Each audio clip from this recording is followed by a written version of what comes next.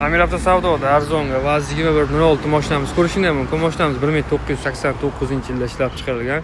Kraska holati mashina tomdan pastida yuzaki kraska qilingan ekan. Pardozga motorlanishi ham bo'yalmagan ekan. Orqa oldi pechat bemalol ko'rsatib tekshirib olasizlar. 07 oyna 07 bakovoylar qo'yilgan. To'rtta yaxshi bo'lgan Euro diskida mashina ideal holatda bo'lib turibdi. Salon qismidan ko'rsataman. Salonlar ham akkuratli bo'lib turibdi. Yaxshi chexollar qo'yilgan, bo'yla so'lingan, maytbollar qo'yilgan. Tarpeda apshipalari ham yaxshi holatda. Mashinaga metan gazda pultlar ustanovka qilingan.